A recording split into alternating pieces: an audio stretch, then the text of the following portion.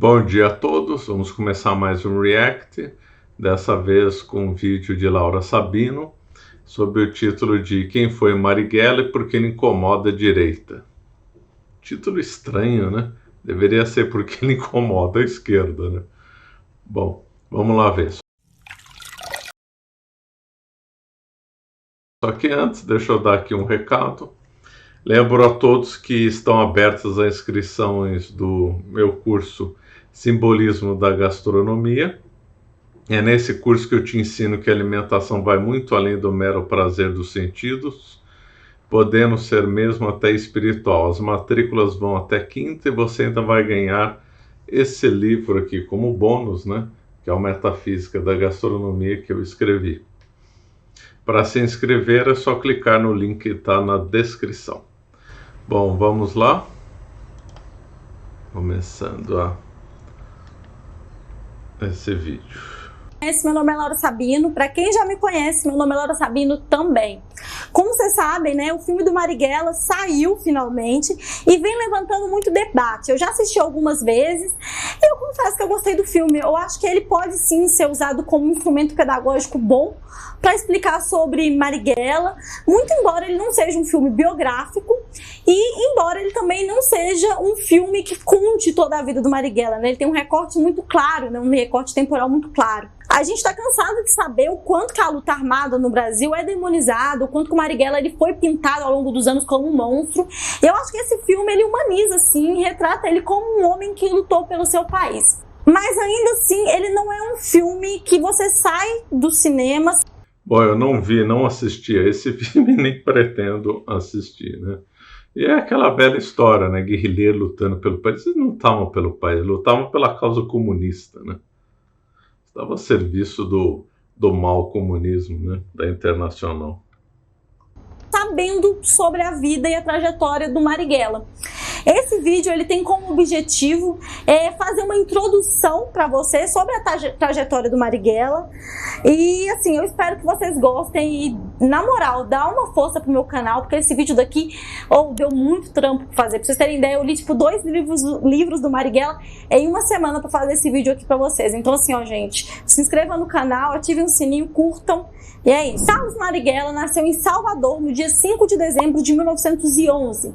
Ele foi um importante militante revolucionário, político, escritor e poeta. Ele era um dos 7 filhos da baiana Maria Rita do Nascimento e do imigrante italiano Augusto Marighella. Na Itália, o Augusto ele era um operário e militante anarquista.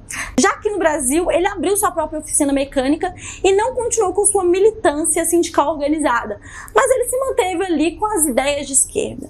O que, na verdade, facilitou mais pra frente a aproximação do menino Carlos, né, aos discursos de esquerda. Inclusive, na biografia escrita por Mário Magalhães, vou até pegar aqui, nessa biografia aqui, ó, fica muito claro quanto esses debates de classe eram presentes na vida de Marighella, quando ele ainda era uma criança, né? Já que seu pai criticava sempre a truculência da política e falava também das desigualdades sociais. Carlinhos era muito comunicativo. Coitado, já desde cedo foi doutrinado na doutrina criminosa do comunismo, né? Parece que o filme coloca o Marighella como sendo negro, né? Ele era mestiço, né? E na adolescência adorava ler e escrever poemas satíricos, era debochado, menino. Em sua juventude ele entrou no curso de Engenharia Civil da Escola Politécnica da Bahia. Aqui, gente, eu acho importante ressaltar que a entrada do Marighella na universidade não foi uma coisa comum pra época, tá? É só a gente pensar que hoje já é muito difícil a entrada de pessoas pobres na faculdade. Agora imagina naquela época, para vocês terem ideia, né? Dona Maria Rita, que era mãe do Marighella, ela nasceu em maio de 1888, no mês da assinatura da Lei Áurea. Os pais dela, né, então os avós de Marighella no caso, eles eram pessoas escravizadas. Então assim, vocês imaginam naquela época um jovem pobre, negro, cursando engenharia, né, 23 anos após a Lei Áurea. O fato é que a faculdade foi uma grande virada na vida de Marighella, porque era a queda do período chamado de República Oligárquica ou República Café com Leite. Uma época marcada por oligarquias, desigualdade social, voto de cabresto e o tal chamado coronelismo, né? Marighella, então, se aproxima dos ideais socialistas na universidade e se junta à juventude do PCB, atuando ativamente nas frentes dos movimentos estudantis. Marighella, ele nunca se iludiu com a propaganda getulista sobre a chamada Revolução de 30. Ele vivia dizendo que sem um mandato popular, o que o Getúlio tinha era uma ditadura e um golpe contra o Brasil. Marighella, ele escrevia muitos poemas, né, como eu falei, e ele debochava de Vargas e principalmente do governador da Bahia, que era... Diga-se de passagem, um poema pior que o outro, andei lendo alguns. Juraci Magalhães.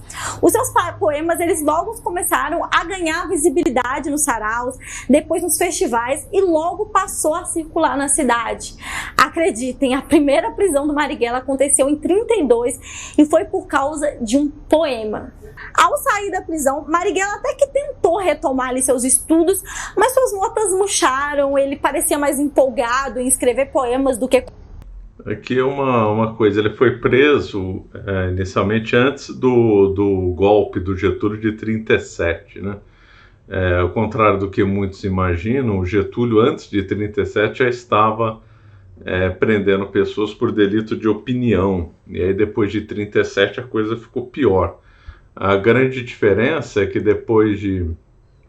antes de 32, antes de 37, as pessoas ainda tinham alguma chance de sair da cadeia. Depois de 37, as chances eram menores, né? Inclusive, como é que chamava o... eles foram tinha um ministro do Getúlio que... o ministro do Getúlio chamava José Carlos de Macedo Soares, ele que libertou os presos políticos, né, em 36. Foi conhecido isso como macedada, mas depois de 37 a coisa piorou bastante. Lembrando que eu sou totalmente contra o Getúlio.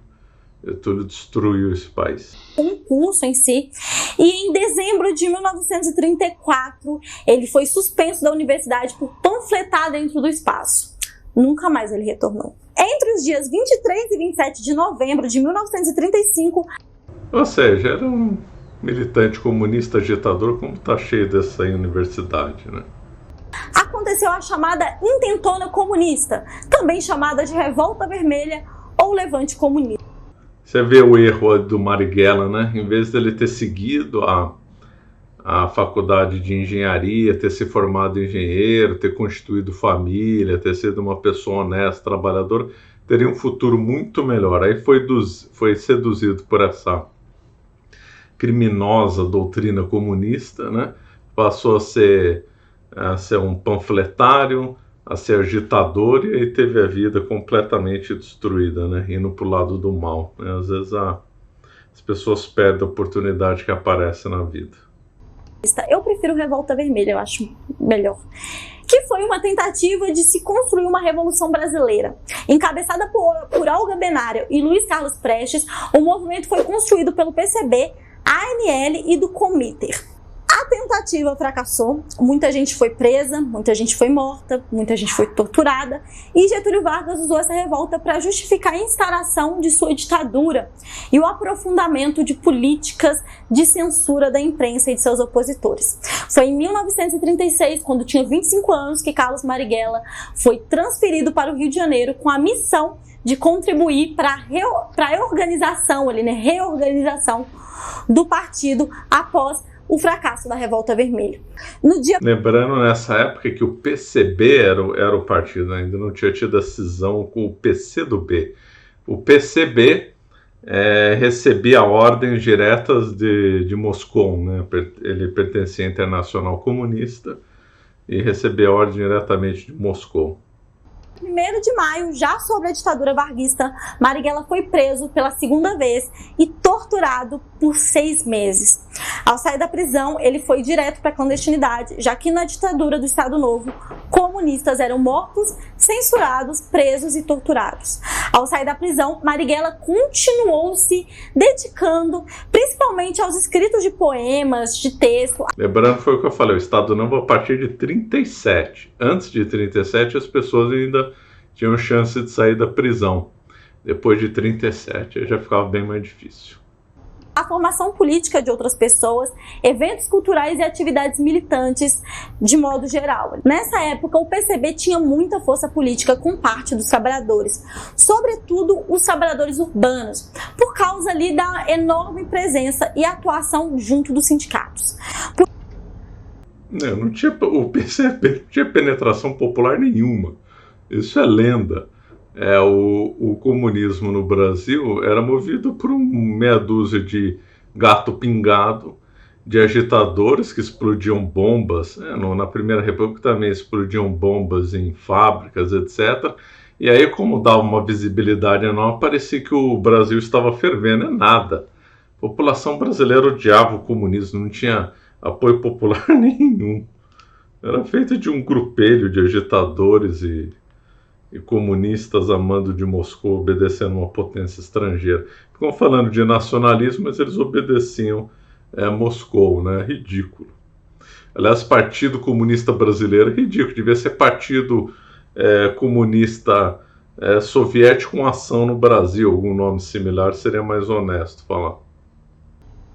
Por isso, mesmo vivendo sob um regime autoritário, com uma constituição autoritária e um presidente imposto, a resistência às movimentações políticas socialistas persistiam e conseguiam aglutinar forças, como, por exemplo, o Instituto Brasil-União Soviética, que contava com nomes fortes na direção, como Tarsila do Amaral e Jorge Amado. Marighella também se... Claro, Jorge Amado, comunista histórico, né? É daquele esquerda caviar, muito rico e comunista. Tornou amigo do escritor Graciliano Ramos, e ele também publicava no jornal Tribuna Popular do PCB, no mesmo lugar onde que Carlos Drummond de Andrade. Também outro militante comunista, né, Carlos Drummond de Andrade, que aliás teve participação aí no governo do Getúlio, né?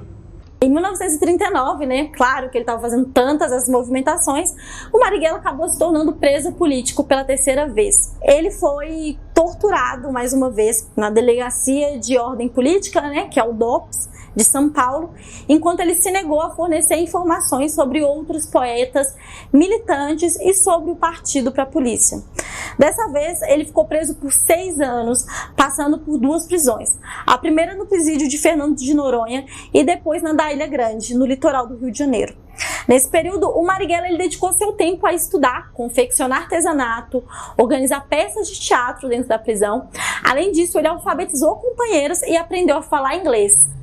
É isso, né, amores? O cara levou o ditado de transformar limão em limonada, para outro nível. Em abril de 1945, aconteceu a anistia do Estado Novo e Marighella e os demais presos políticos do regime foram liberados, incluindo Luiz Carlos Prestes. Aí já é outro governo, o governo do Dutra, né?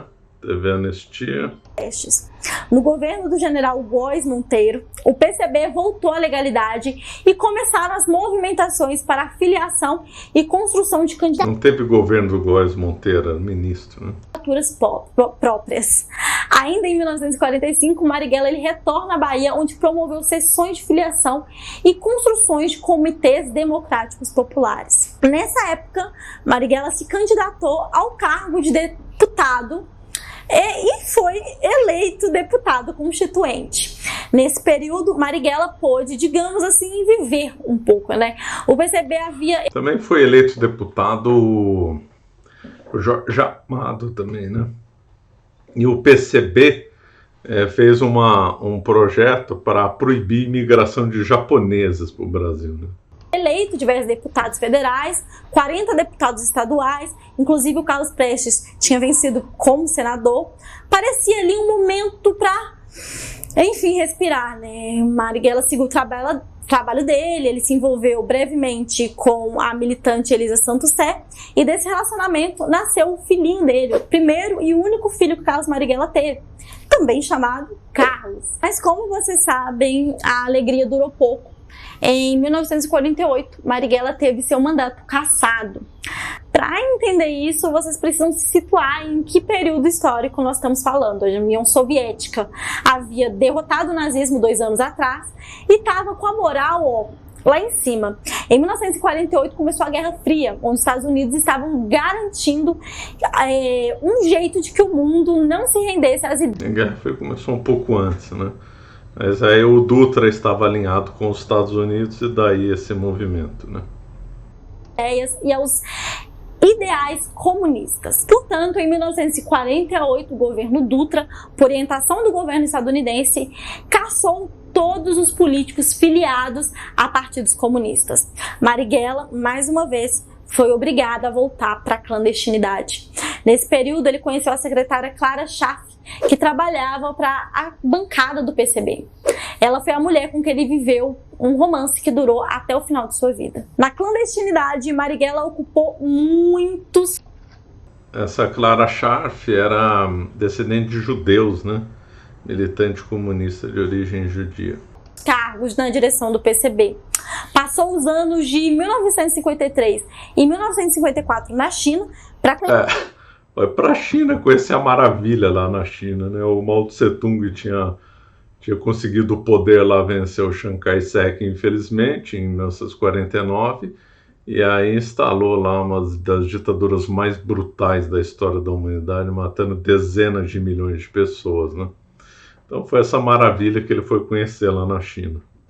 De perto a Revolução Chinesa. Ele voltou para o Brasil sendo atuante nas lutas do país, como a luta contra as privatizações das estatais, monopólio estatal do petróleo e contra o envio dos soldados brasileiros para a Coreia. Além disso, começou a escrever em 1958 o ensaio Alguns Aspectos da Renda da Terra no Brasil, até que chegamos em 1964. Eu não vou dar detalhes aqui no vídeo sobre o processo do golpe que levou à consolidação da ditadura civil empresarial militar de 64, porque senão esse vídeo vai ficar muito grande. Mas enfim, caso vocês queiram, peça aí embaixo que eu posso fazer um vídeo só sobre a ditadura. Mas o que tem que ficar claro é que o golpe não rolou do dia para a noite. E existiram diversos embates entre a própria esquerda sobre qual postura tomar diante das movimentações do golpe.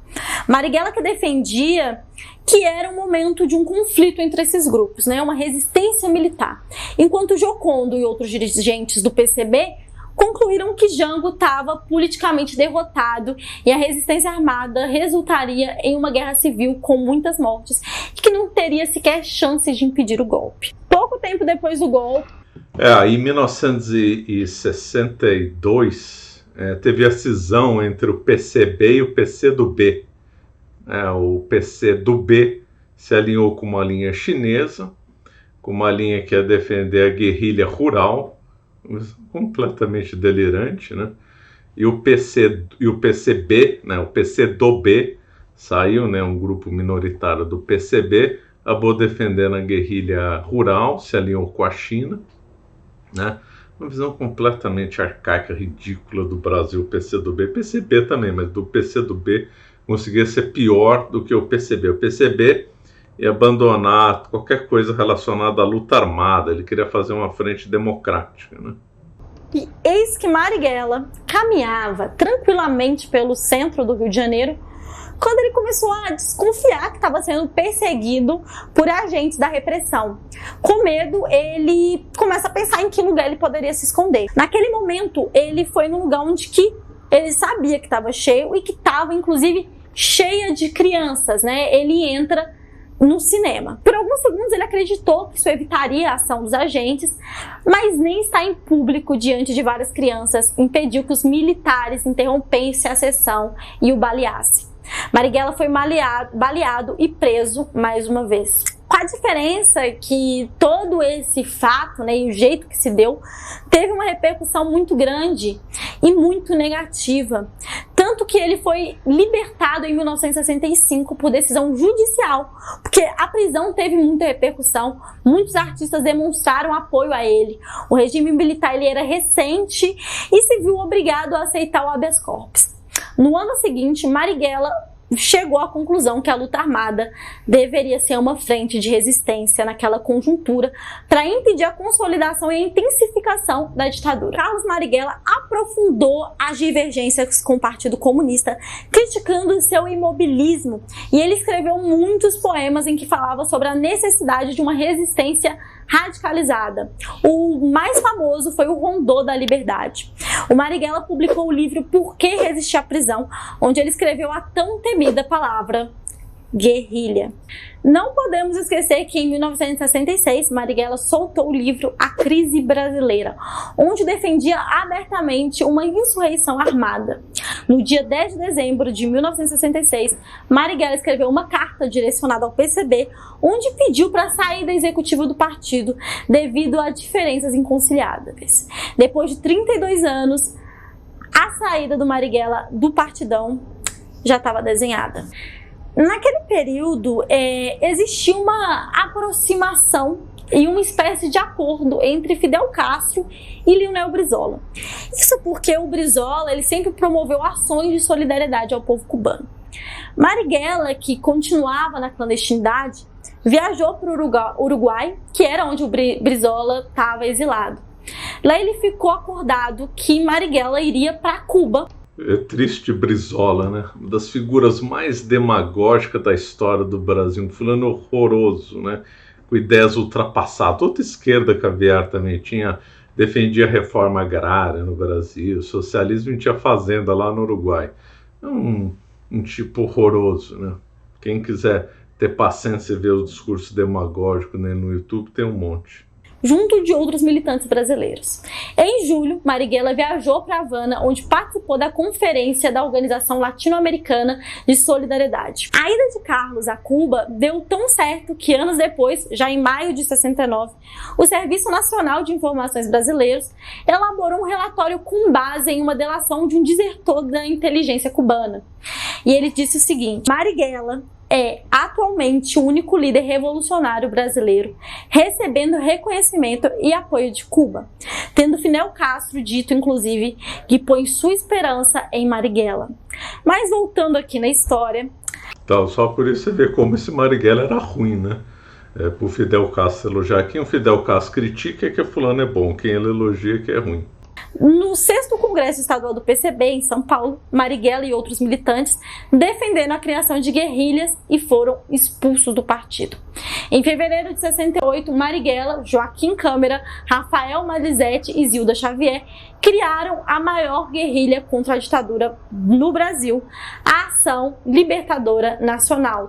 A ALN, né? A Ação Libertadora é totalmente criminosa, né? E aliás teve um monte de racha, né?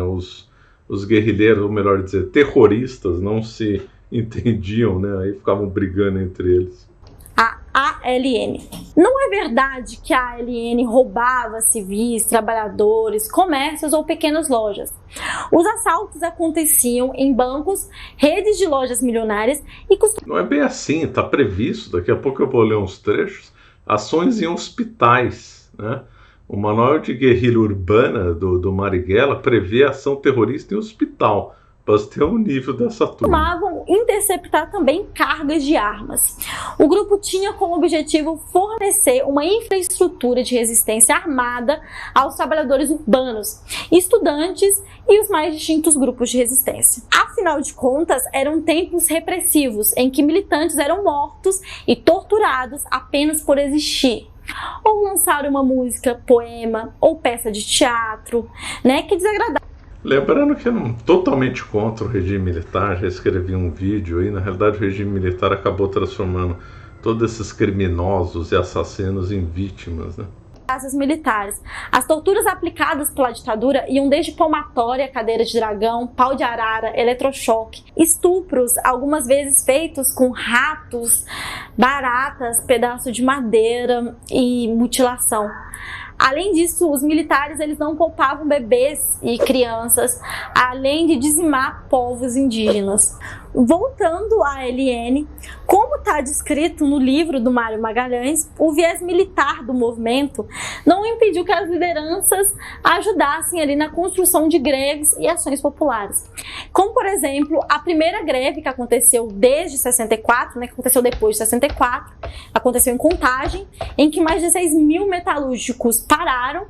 E nessa organização tinha algumas pessoas ligadas à CRM, que depois se uniu à ALN. A greve dos metalúrgicos de Osasco, que aconteceu 3 meses depois dessa grande greve de Contagem, também tinham nas suas lideranças pessoas ligadas à guerrilha.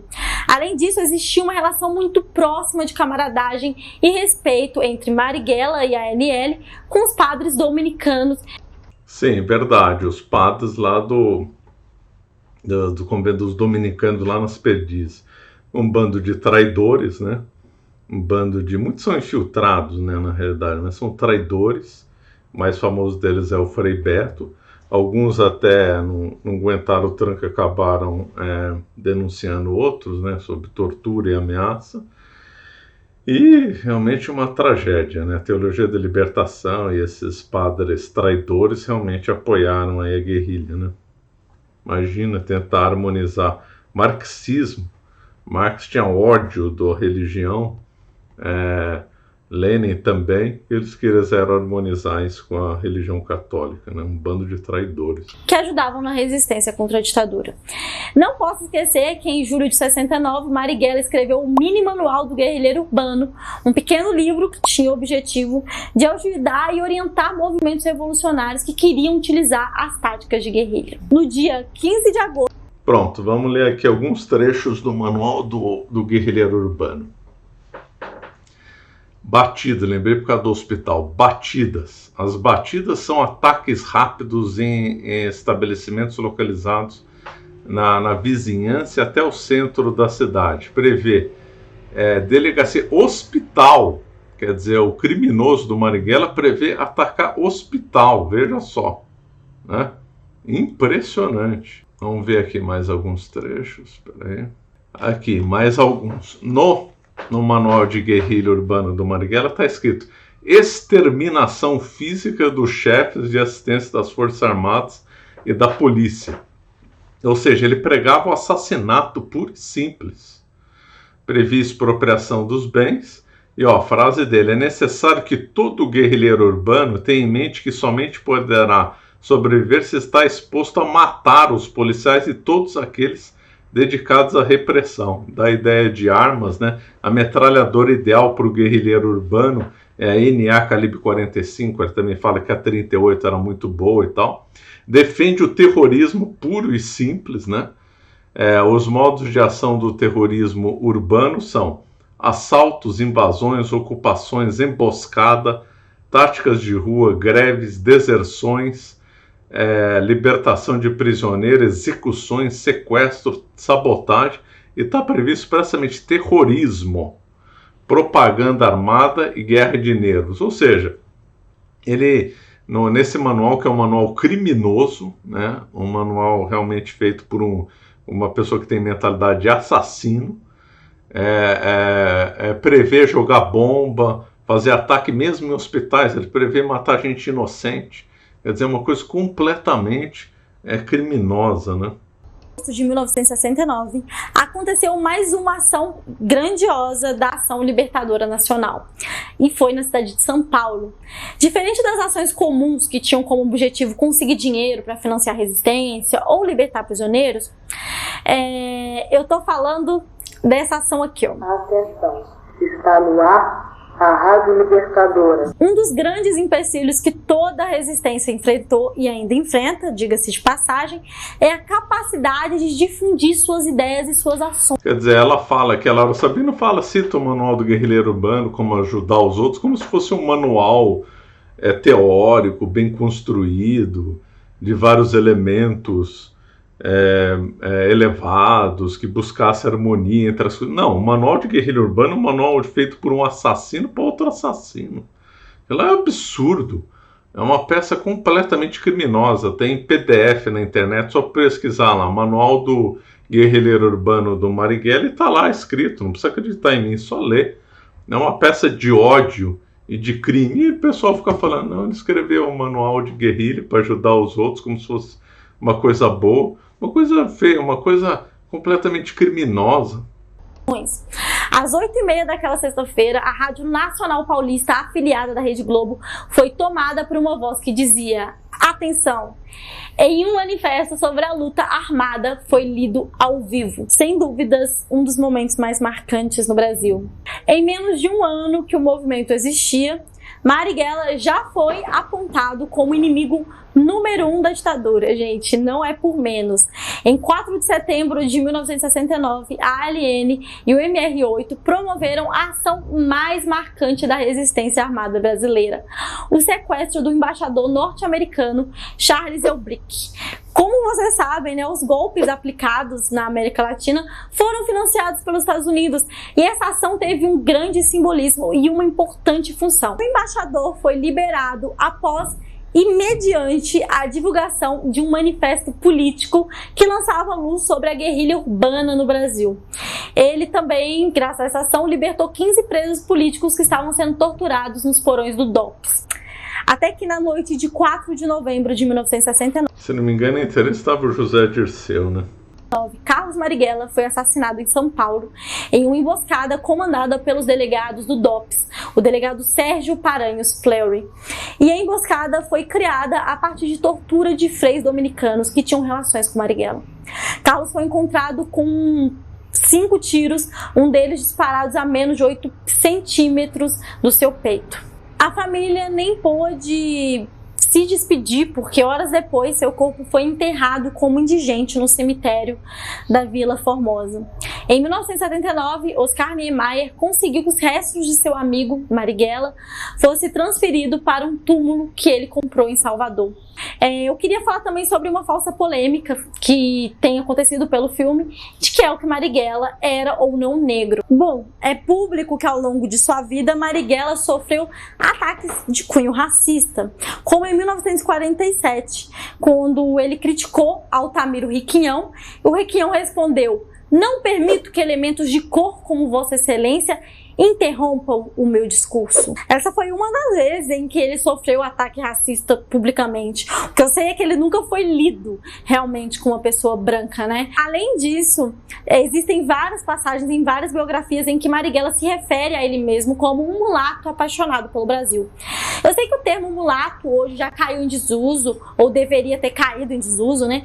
Mas o ponto aqui era que Marighella não se via como branco e não era lido como branco, né? Ah, mas seu Jorge é mais escuro que ele, escureceram Marighella. Olha, a maioria das produções embranquecem figuras históricas e eu não vejo esse pit todo quando é um caso de embranquecimento. Bom, pessoal, quero agradecer ao pessoal do Apoia-se que mantém esse canal. Bom, vamos aqui às últimas considerações. Bom, a Laura Sabino viu que ela estudou, né? Ela leu lá a biografia lá do Marighella. Só que o título do vídeo é muito estranho, né? Por que isso... Como é que é mesmo? Por que isso envergonha a direita, é isso? Até esqueci o nome, eu tô com outro vídeo. Por que incomoda a direita? Isso aí deveria incomodar a esquerda, né? Porque defender um fulano que escreveu um manual de guerrilha urbano, que defende atacar hospital, que fazer atentado à bomba, matar inocente indiretamente... matar policial, né? O policial chefe de família não tem culpa do governo que ele está servindo, vai lá, mata, executa. Quer dizer, ele fez um manual de terrorista que ensina a matar os outros, uma coisa completamente criminosa. Eu teria vergonha de apoiar uma pessoa dessa, teria vergonha. Eu nunca apoiaria uma pessoa como Marighella que defende o assassinato puro e simples, quer dizer, uma coisa completamente criminosa, uma coisa completamente desumana. Como é que esse povo defende o Marighella, né? Eu acho que o melhor título seria Quem foi Marighella e por que ele incomoda a esquerda, porque defender um tipo desse é assim uma coisa muito assustadora, né? Na realidade eles romantizam a figura, esquecem do manual de guerrilha, só citam e passam e vão para outras coisas. Vão falar os poemas ridículos que ele escreveu e tal e tal. Quanto a essa outra polêmica que ela falou no final, ele próprio se dizia mestiço, então resolvido o problema, né? Quanto ao outro ponto, eu acho uma pena. Foi o que eu falei no começo. Ele deveria ter seguido a carreira de engenharia, ter esquecido essa militância criminosa comunista teria sido muito melhor para a vida dele e para a alma dele também, né? Bom, ficamos por aqui. Se você gostou desse nosso vídeo, por favor, se inscreva no nosso canal e nos siga nas redes sociais. Obrigado.